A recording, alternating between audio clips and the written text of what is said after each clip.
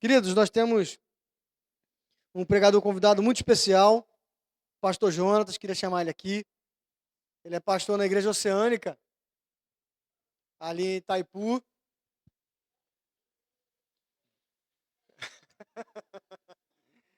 Ele é pastor na Igreja Oceânica de Itaipu, mas ele foi pastor aqui da igreja, né? E para quem é mais antigo sabe que o pastor Jonatas é uma lenda aqui, né? Passam-se eras e o nome dele permanece nos corredores do Barreto. Foi a primeira coisa que eu falei com ele que eu encontrei lá no mestrado de São Paulo. Falei, Jonatas, você é lenda lá no Barreto. É uma alegria para a gente, né, tá ele aqui, né, serviu com honra, serviu com amor. Tá ele, sua esposa Monique, seu filho Isaac. Deus possa usá-lo e abençoá-lo nessa noite. Amém, queridos? Deus abençoe, João. Obrigado. Queria agradecer ao pastor Arthur pelo convite, dizer que não tem essa história de lenda, coisa nenhuma. Foi realmente um tempo muito precioso que a gente viveu aqui, edificante demais para a nossa vida, que Deus tratou muito com a gente nesse tempo. E, enfim, Deus tem os propósitos dele, a igreja dele, não é?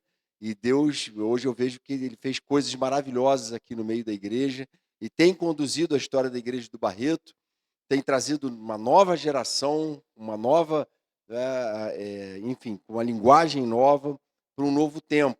Isso é muito importante, não é? A gente pensar nas novas gerações, sonhar junto com essas novas gerações. O pastor Arthur é parte dessa nova geração, apoiar eles, orar por eles, porque a gente já está bem cascudo da fé, né? Nada demove mais o nosso coração, mas a gente vê nas novas gerações um campo missionário, não é? Desde as crianças, adolescentes, estão crescendo no mundo que a gente não faz nem ideia do que eles ouvem por aí, não é? Ou às vezes até quando a gente descobre o que eles ouvem por aí, a gente fica barbarizado. Então a gente precisa investir, orar, e eu louvo muito a Deus por ver tantos rostos novos aqui, né? E ao mesmo tempo matar a saudade de alguns rostos que já nos conhecem há muito tempo, e a gente fica muito feliz quando a gente é convidado, né?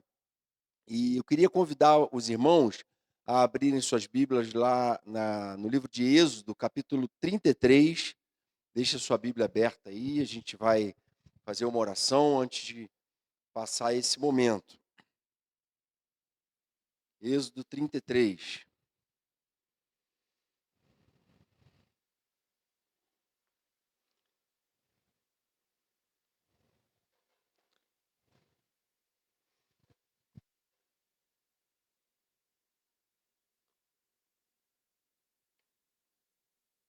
Vamos fazer uma oração antes de a gente passar o momento da nossa meditação. A partir de agora, procure ficar atento àquilo que Deus quer falar ao seu coração, tá bom? Ele sim, a verdadeira lenda, não é? A palavra dele sim, a gente vai venerar aqui agora, a gente está diante dela, é ela que é palavra e verdade absoluta para as nossas vidas. E a gente vai falar um pouco sobre isso agora. Vamos orar? Senhor, obrigado pela tua presença aqui no nosso meio, no meio dos louvores do teu povo. Obrigado por ver aqui uma igreja viva, cada vez mais renovada, de gente que tem se achegado ao Senhor, que tem aprendido do Senhor, que tem aprendido a amar o Senhor e querido cumprir a tua missão na sua vida.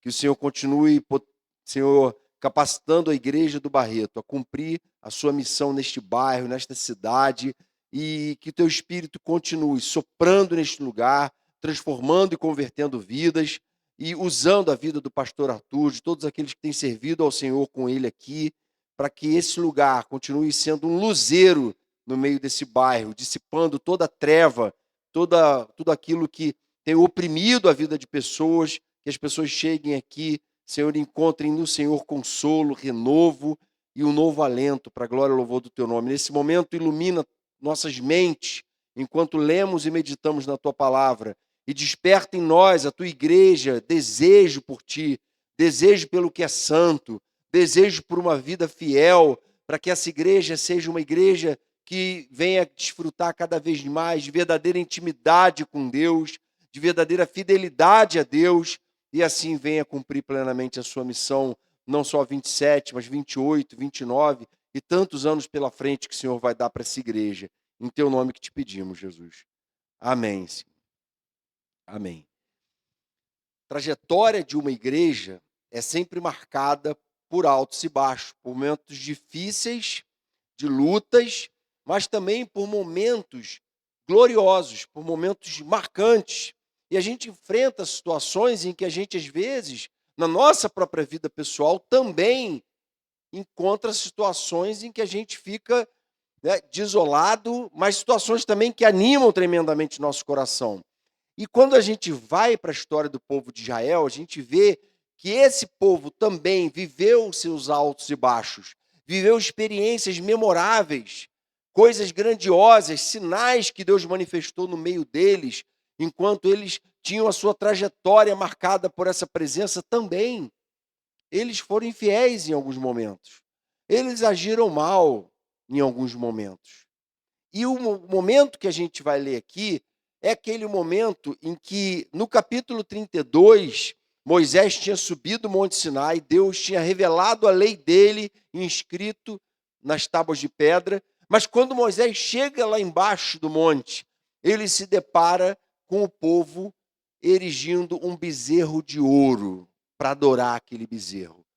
Ou seja, Deus já havia tirado o povo do Egito, mas o Egito ainda estava no coração deles. Eles ainda tinham aquela percepção da idolatria dos egípcios como talvez uma solução possível no momento de crise e dificuldade. O coração deles ainda não tinha sido despertado verdadeiramente para as coisas de Deus. Deus havia tirado o povo dele da escravidão do Egito, eles haviam visto feitos poderosos, as 10 pragas, o mar se abrir, a coluna de nuvem de dia, a coluna de fogo de noite. Mas aí quando Moisés vira as costas, eles levantam um bezerro de ouro, com a maior facilidade, mesmo diante de tantas provas incontestáveis de que era o Deus de Israel, o verdadeiro Deus, todo-poderoso, um Deus santo. Ainda assim, no momento que Moisés vira as costas, eles levantam um bezerro de ouro. Moisés, então, é tomado por uma ira santa, quebra as tábuas da lei e pede que os levitas passem a espada 3.000 homens. É um detalhe pesado, que passa rápido no texto, alguns nem lembram, não é verdade? Ele quebra as tábuas, irado, e pede para os levitas passarem a espada, e eles matam 3.000 homens. Há uma tragédia, e ele estava dando o tom da desgraça que aquela idolatria representava. E quando isso acontece, o capítulo 33 começa dizendo assim, Deus fala assim para Moisés: vá para a terra que prometi com juramento a Abraão. Mandarei à sua frente um anjo. Vão para a terra onde há leite e mel com fartura. Mas eu não irei com vocês, pois vocês são um povo obstinado. Eu poderia destruí-los no caminho. Irmãos, até aqui, percebem? Em outras palavras, eu vou cumprir as minhas promessas, eu vou dar a terra prometida para vocês, eu vou enviar um anjo para proteger vocês. Só não contem com a minha presença. Imagina uma situação em que um pai chega para o filho assim e diz: filho, seu aniversário está chegando. E esse pai era um pai que já não demonstrava amor nenhum pelo filho. E ele fala assim: filho, escolhe o presente que você quiser, o teu pai tem dinheiro, eu posso te dar o presente que você quiser. Mas eu não vou estar presente lá no teu aniversário, não. Porque eu tenho um compromisso com os amigos, eu vou, enfim, dar uma volta com meus amigos. Eu não vou estar na festa. Mas o presente você pode escolher. É claro que esse filho ia ficar triste. Agora imagina um outro cenário de um pai que dissesse assim: filho, papai está sem dinheiro para comprar presente para você. Mas você pode contar com a minha presença nessa festa, porque você é o meu filho amado em quem eu tenho prazer. Nenhum filho em sã consciência ia preferir a primeira cena. Qualquer pessoa saudável emocionalmente vai falar: eu prefiro que meu pai esteja lá, porque a presença do meu pai é muito valiosa para mim, porque a presença dele reafirma o afeto dele por mim, o fato de que ele me ama. Consegue imaginar Moisés diante dessa fala do Senhor? E a sensação era de rejeição. Quer dizer, então, que você quer abençoar a gente, quer cumprir suas promessas, vai enviar um anjo, mas o Senhor não vai estar com a gente? E como é que, então, o povo responde a essas duras palavras de Deus? Lá no verso 4, a gente vai continuar lendo o texto. Diz assim: quando o povo ouviu estas palavras terríveis, começou a chorar, e ninguém usou enfeite algum. Isso porque o Senhor ordenara a Moisés que dissesse aos israelitas: vocês são um povo obstinado, se eu fosse vocês, ainda que por um só momento eu os destruiria, se eu fosse com vocês. Agora tirem os seus enfeites e eu decidirei o que fazer com vocês. Por isso, do Monte Horebe em diante, os israelitas não usaram mais nenhum enfeite. Moisés costumava montar uma tenda do lado de fora do acampamento e a chamava de tenda do encontro. Quem quisesse consultar o Senhor ia à tenda, fora do acampamento. Sempre que Moisés ia até lá, todo o povo se levantava e ficava em pé à entrada de suas tendas, observando-o até que ele entrasse na tenda. Assim que Moisés entrava, a coluna de nuvem descia e ficava à entrada da tenda, enquanto o Senhor falava com Moisés. Quando o povo via a coluna de nuvem parada à entrada da tenda, todos prestavam adoração em pé, cada qual na entrada de sua própria tenda. O Senhor falava com Moisés face a face, como quem fala com seu amigo. Depois Moisés voltava ao acampamento, mas Josué, filho de Num, que lhe servia como auxiliar, não se afastava da tenda. Disse Moisés ao Senhor: tu me ordenaste, conduz este povo, mas não me permites saber quem enviarás comigo? Disseste: eu o conheço pelo nome, de você tenho me agradado. Se me vês com agrado, revela-me os teus propósitos, para que eu te conheça e continue sendo aceito por ti. Lembra-te de que esta nação é o teu povo. Respondeu o Senhor: eu mesmo o acompanharei e lhe darei descanso. Então Moisés lhe declarou: se não fores conosco, não nos envies. Como se saberá que eu e o teu povo podemos contar com o teu favor, se não nos acompanhares? Que mais poderá distinguir a mim e a teu povo de todos os demais povos da face da terra? O Senhor disse a Moisés: farei o que me pede, porque tenho me agradado de você e o conheço pelo nome. Então disse Moisés: peço-te que me mostres a tua glória. E Deus respondeu: diante de você farei passar toda a minha bondade, e diante de você proclamarei o meu nome, o Senhor. Terei misericórdia de quem eu quiser ter misericórdia, e terei compaixão de quem eu quiser ter compaixão.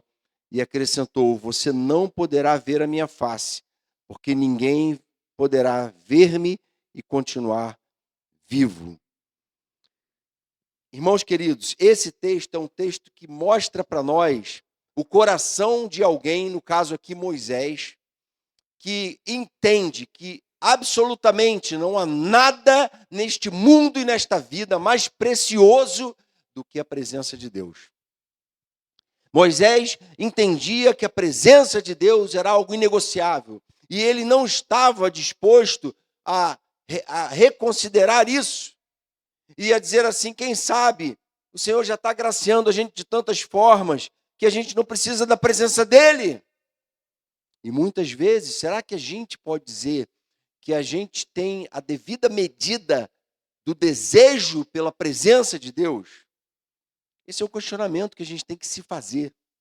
Às vezes a gente está tão distraído até mesmo com coisas boas que Deus deu para a gente, com formas com as quais Ele nos abençoou, com prazeres que Ele tem trazido para a gente nesta vida, que são bênçãos dEle. Mas será que a gente muitas vezes tem deixado Deus de lado por causa de coisas que têm tirado o nosso foco, distraído a gente?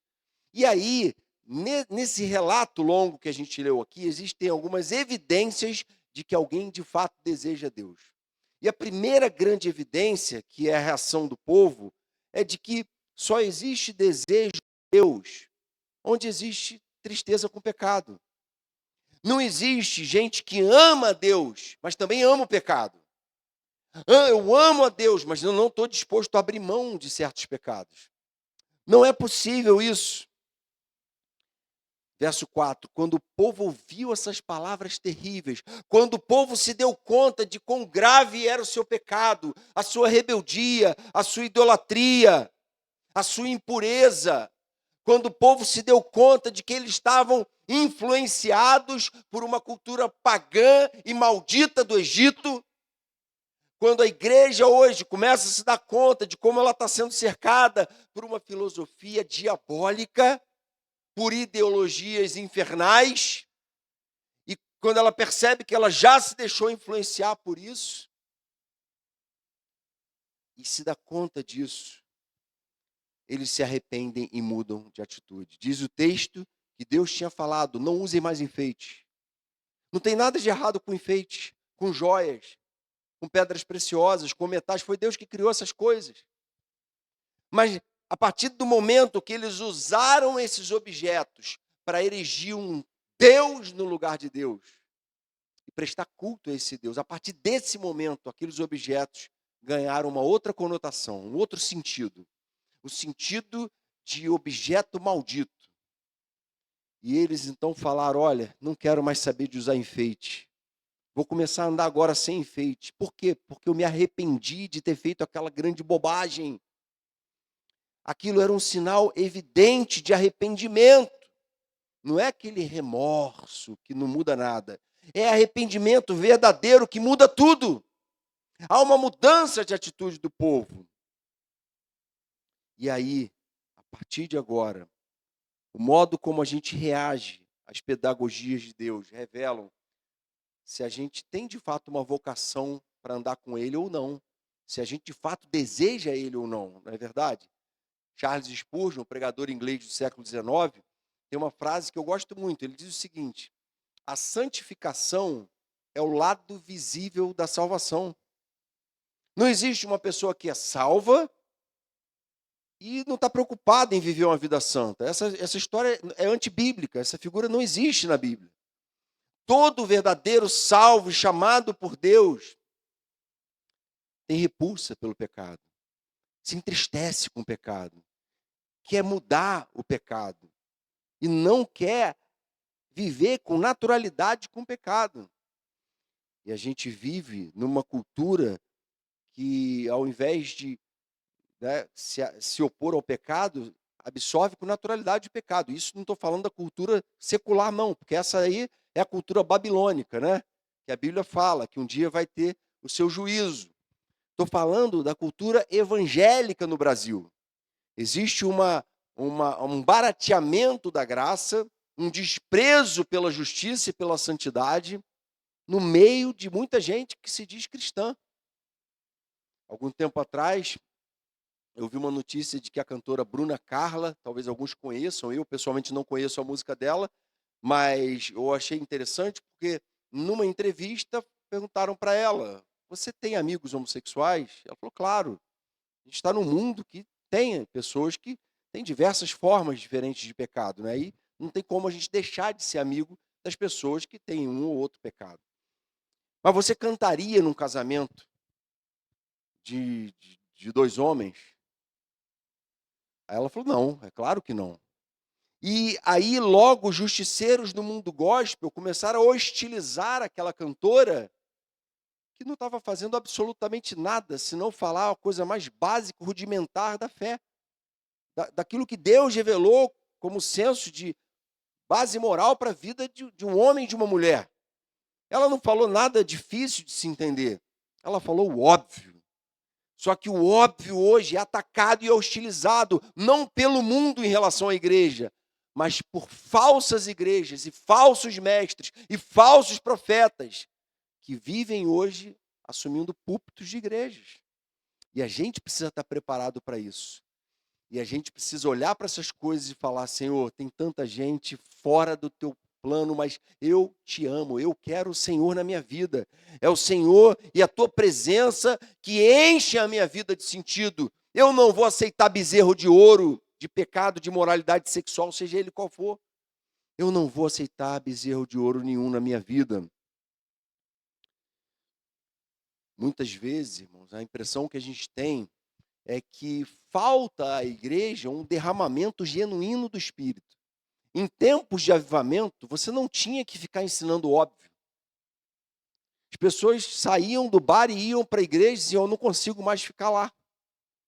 Ninguém precisa ensinar para ele o que é errado. O Espírito Santo se derramou sobre a cidade, houve um avivamento, houve uma convicção de pecado generalizada naquela comunidade. E muitas das nossas igrejas hoje estão precisando desse derramamento do Espírito, porque uma igreja cheia do Espírito Santo é uma igreja cujos membros não precisam ser convencidos de que sonegar imposto é errado. Não precisam ser convencidos de que relação sexual fora do casamento é pecado. Não. O próprio Espírito Santo já convenceu que toda forma de promiscuidade sexual, pornografia, homossexualismo, são coisas abomináveis diante de Deus. Julgo desigual não agrada a Deus.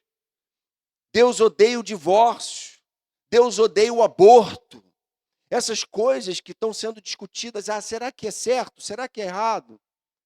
Dependendo do caso, até que não é tão errado. É porque a gente já está flexibilizando e afrouxando diante do avanço da iniquidade na nossa cultura. A gente caiu nessa história de que nada tem nada a ver.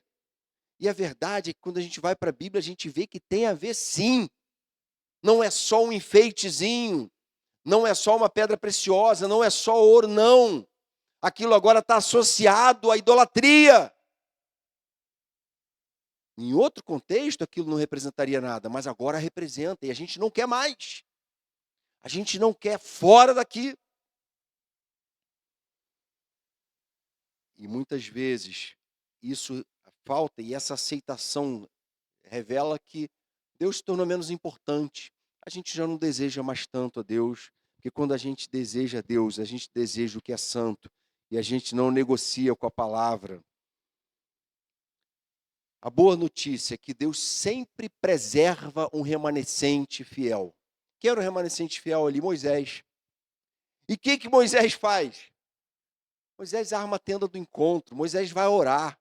Moisés não se conforma, ele fica irado. Moisés não olha aquilo lá. A gente estava lá no Egito, né? Tinha esse negócio de bezerro sendo adorado, tinha em toda parte lá. Eles estão acostumados. Deixa eles fazerem isso um pouquinho para se distraírem, não tem nada para fazer no deserto. Não era assim que Moisés via. Moisés, cheio do Espírito Santo, é tomado de uma ira santa contra a iniquidade. E Deus quer despertar em nós essa mesma ira santa, esse mesmo desejo por Ele, esse mesmo desejo por santidade. Segunda coisa que esse texto mostra para a gente sobre a gente desejar Deus de verdade, é que o desejo por Deus se torna evidente onde há sede por oração. Oração é a gente se relacionar com Deus, falar com Ele. E essa prática não pode ser uma prática esporádica na vida do cristão. Oração é o oxigênio da vida cristã. Não existe alguém que passou um dia inteiro vivendo como cristão que não tenha também passado o dia inteiro em espírito de oração, antenado em Deus, falando com Ele, clamando a Ele, se colocando diante dEle. A gente vive a nossa vida voltado para Deus.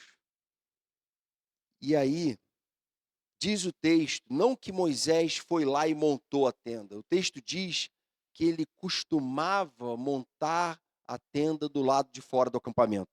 Por que ele não montava do lado de dentro do acampamento? Porque o acampamento estava já com essa situação contaminada.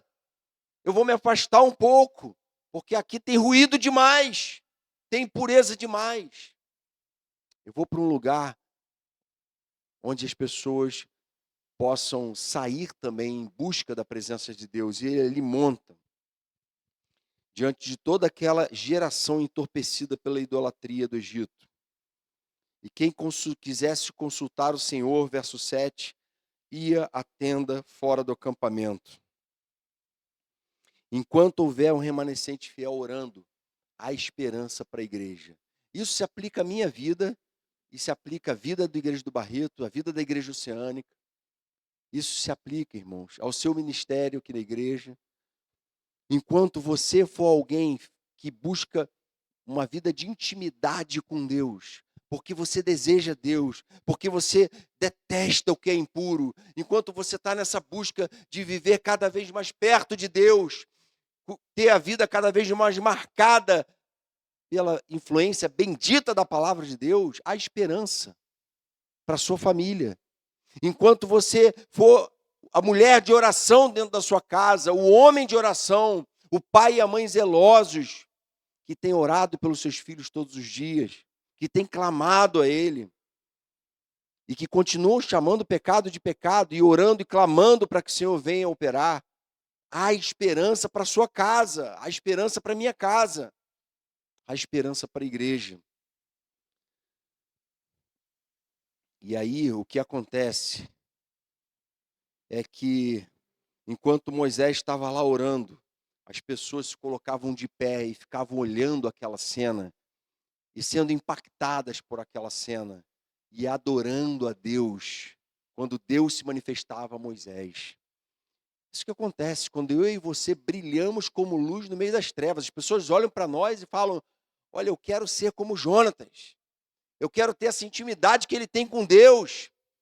Eu quero aprender a orar como ele ora. Eu quero aprender a ser puro, com essa pureza que o Espírito Santo tem produzido nele.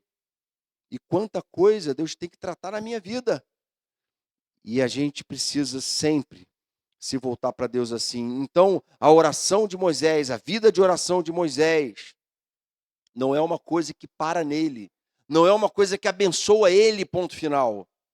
Não é uma espiritualidade individualizada em que eu vou me isolar para montar minha tenda ali e ninguém mais tem nada a ver com isso. Não, nunca é.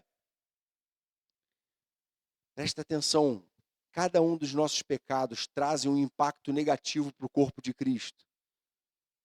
Da mesma forma, cada expressão nossa de adoração, de devoção a Deus, cada ato de pureza, cada resolução de viver para a glória de Deus, nossa, inspira pessoas também à nossa volta, que estão olhando para nós, cara, olha quanta seriedade essa pessoa leva a vida dela com Deus, eu quero ser assim também.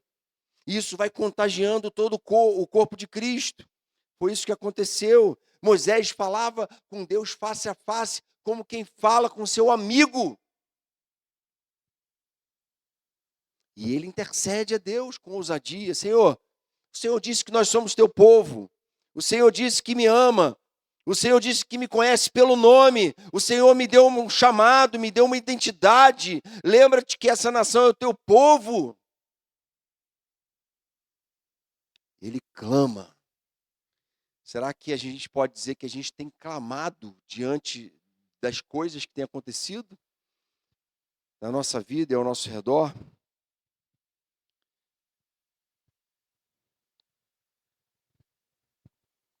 Efésios 6, o apóstolo Paulo, quando conclui a narrativa da armadura de Deus, ele diz o seguinte para a igreja de Éfeso: orem no Espírito em todas as ocasiões, com toda oração e súplica, tendo isso em mente. Estejam atentos e perseverem na oração por todos os santos. Orem também por mim, para que quando eu falar, seja-me dada a mensagem, a fim de que destemidamente torne conhecido o mistério do Evangelho. E esse texto mostra para a gente que é um desafio para toda a igreja aprender a ser uma igreja de oração. A gente tem uma reunião de oração dos pastores toda quinta-feira lá na igreja, 16h. A gente se reúne, conversa um pouco, depois tem um momento de oração e clamor. E uma das orações que a gente faz constantemente a Deus nesse momento é: Senhor, ensina a igreja oceânica a ser uma igreja de oração. Ensina a gente a ser uma igreja que ora.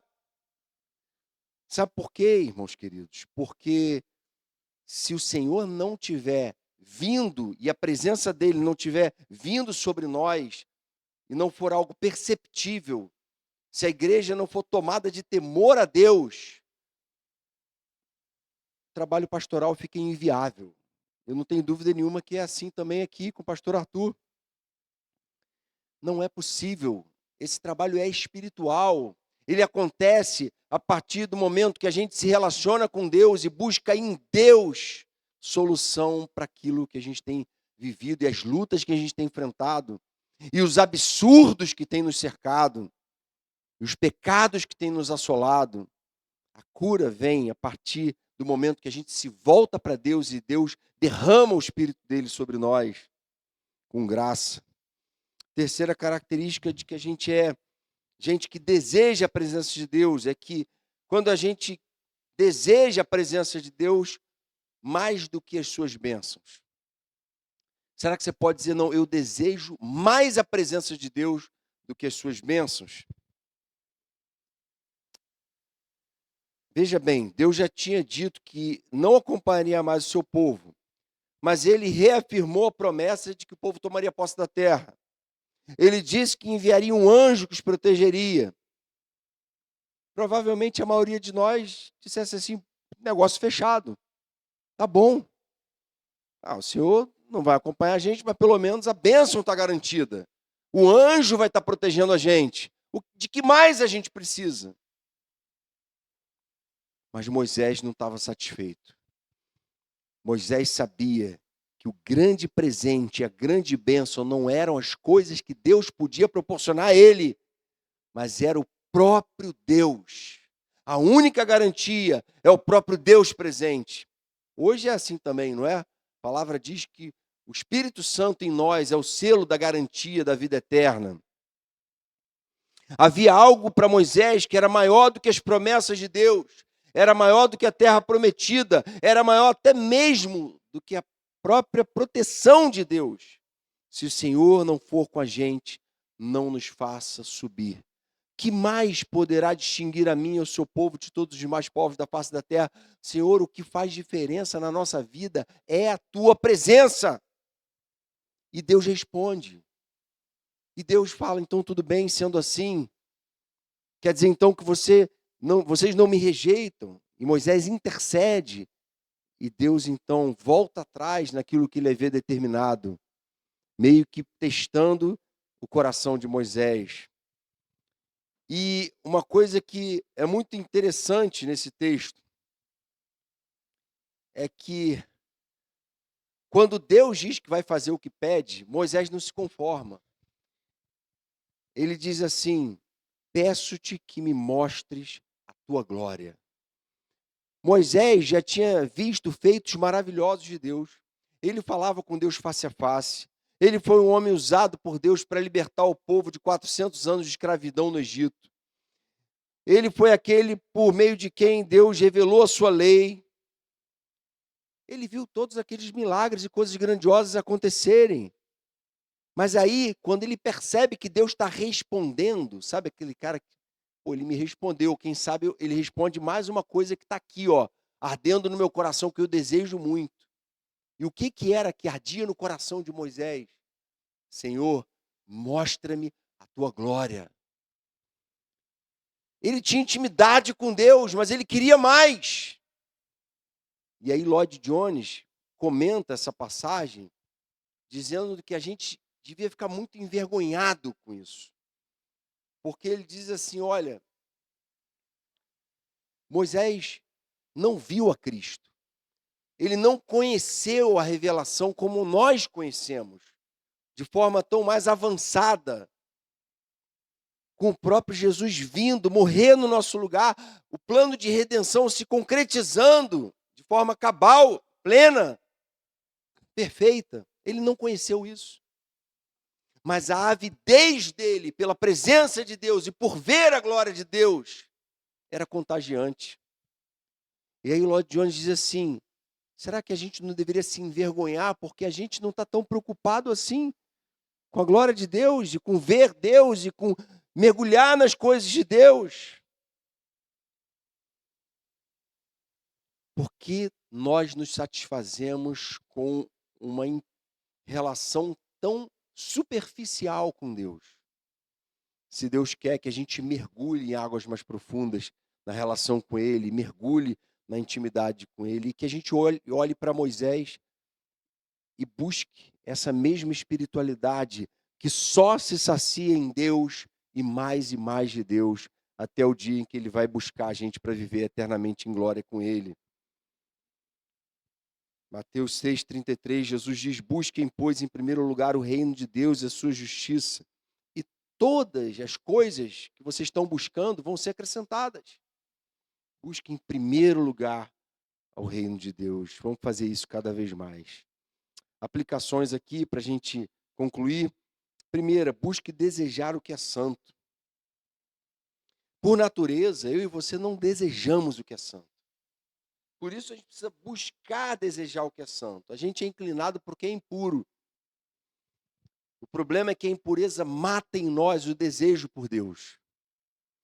Por isso a gente precisa, como diz lá em Levítico 6,13, que diz que o sacerdote precisava colocar lenha sobre o altar continuamente, de forma que a chama no altar nunca viesse a se apagar.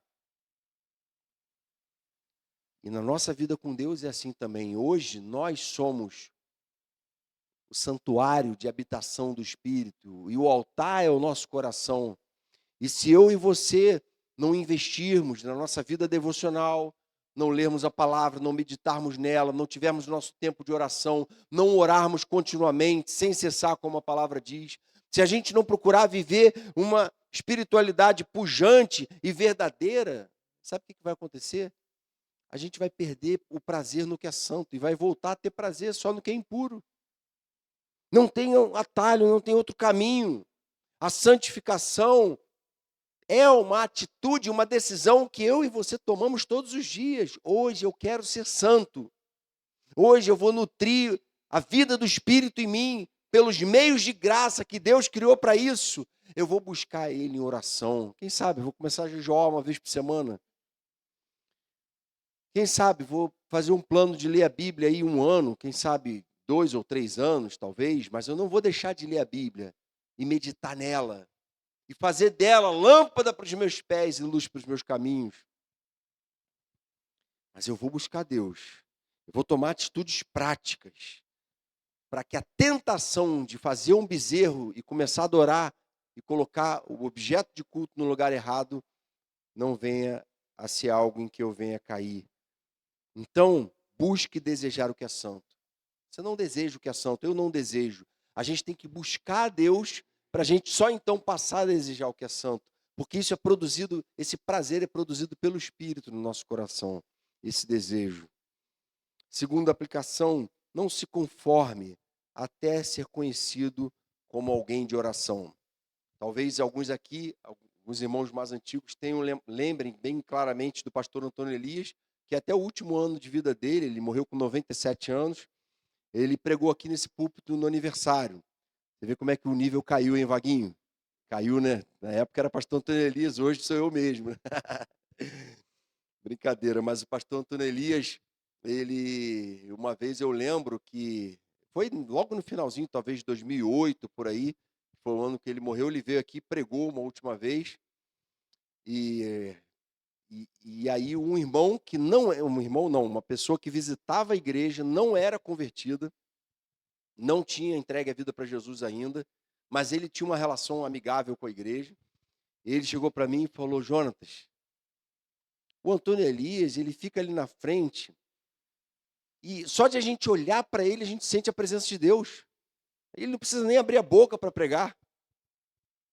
E é verdade, quem conheceu o pastor Antônio Elias sabe que era assim, não é? A gente não está aqui criando uma figura mítica e angelical do reverendo Antônio Elias. Mas a verdade é que quando alguém é uma pessoa de oração como ele era, isso fica muito notório, fica muito evidente. E ele dizia: muita oração, muito poder. Pouca oração, pouco poder. Nenhuma oração, nenhum poder. Né? É uma das frases que ele gostava de falar. E ele foi um dos que deixaram um legado e um exemplo para a gente, não é? de gente que amava a presença de Deus, que queria ver a glória de Deus, que nunca se contentava e que inspirava as pessoas nessa busca, a ponto de um não cristão que não tinha confessado a sua fé dizer assim: olha, de olhar para ele eu já sinto a presença de Deus, tem uma coisa aí. Irmãos, não deveria ser assim com o reverendo Antônio Elias, deveria ser assim: você chegou na sua sala de aula, tem alguma coisa diferente nessa pessoa. Você chegou no seu ambiente de trabalho, essa pessoa tem alguma coisa diferente. Eu acho que é a presença de Deus. O modo como ela pensa, como ela age, como ela trata as pessoas. E a gente precisa parar e pensar nisso. Eu fico pensando, né, qual é o legado que eu estou deixando. Eu não sei se eu vou morrer com 46 anos, que é a idade que eu estou, ou se eu vou morrer com 97, como o pastor Antônio Elias morreu. Mas eu quero ser lembrado como eu lembro dele. Quero ser lembrado como alguém que ama Jesus, que busca a intimidade do Senhor como a sua pérola de grande valor, como algo que é inegociável na sua vida. Eu quero ser lembrado assim, né? Enquanto houver um remanescente fiel orando aqui na igreja do Barreto, eu não tenho dúvida de que ela vai fazer ainda muitas dezenas de anos. E ela não tem prazo para encerrar enquanto tiver um remanescente fiel orando, enquanto tiver gente colocando a lenha no altar todo dia, fazendo o dever de casa da vida cristã, vivendo uma vida cheia do Espírito Santo, essa igreja só tende a crescer e a atrair mais e mais pessoas para a presença de Deus. Terceira aplicação, trate a presença de Deus como a bênção maior a ser alcançada. A gente todos os dias tem muitos pedidos a fazer a Deus, mas nenhum pedido deve ser maior, nada deve ser mais desejado por nós do que a presença de Deus. Antes de pedir coisas a Deus, fala assim: Senhor, eu quero mais do Senhor na minha vida. Eu quero que o Senhor trate meu coração, eu quero que o Senhor me mostre o que eu preciso enxergar e eu não estou enxergando. Eu quero que o Senhor produza em mim arrependimento diante dos meus erros e pecados. Eu quero confessar os meus pecados diante do Senhor. Peço-te que me mostres a tua glória. E as experiências que Deus só vai dar para aqueles que têm sede da sua glória. Para aqueles que têm sede de Deus. Se você estudar a história dos grandes avivamentos, todos foram assim. Foram iniciados a partir de gente que se colocou diante de Deus, desejando ver a glória dele, desejando ver a manifestação dele. E qual vai ser o resultado dessa busca e dessa entrega? Qual vai ser o resultado desse investimento todo em nutrir no meu coração o desejo por Deus? O resultado vai ser uma igreja cada vez mais viva, cada vez mais eficaz na pregação, cada vez mais apaixonada por evangelismo, cada vez mais preocupada com o vizinho, com o colega de trabalho, cada vez mais determinado a fazer discípulos por onde tem passado, trazer família, orar por eles todo dia e fazer a colheita e cumprir a missão e o chamado que o Senhor delegou a nós. Amém? Vamos orar? Senhor querido, quero te louvar pela tua palavra que nos inspira de uma forma tão maravilhosa. A gente te louva pelo exemplo que Moisés deixou, a gente te louva pela revelação de Jesus, que nos deixou o seu Espírito como consolador, a gente te louva pelo Pentecostes, a gente te louva porque o Senhor, nessa noite, pela tua graça, bondade e misericórdia, está nos chamando a ser uma igreja que deseja a tua presença, que não abre mão da tua presença, que quer mais do Senhor, que quer ver a tua glória, que quer andar com o Senhor todos os dias e cada vez mais de forma intensa, de forma transformadora, impactante, para que a gente faça a diferença na vida daqueles que têm morado com a gente, trabalhado com a gente, estudado com a gente. Que essas pessoas sejam alvo da tua graça, da tua bondade, do teu amor. Que o Senhor continue derramando bênção sobre a igreja do Barreto, sobre a vida do pastor Arthur, sobre cada ministério que é desempenhado aqui. E que o Senhor faça essa igreja, Senhor, se voltar para o Senhor como nunca em toda a sua história.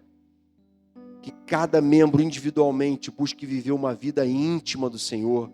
Olhe para Moisés e veja em Moisés a referência de alguém que de fato te ama e que quer mais do Senhor na sua própria vida. Em teu nome que te pedimos, Jesus. Amém.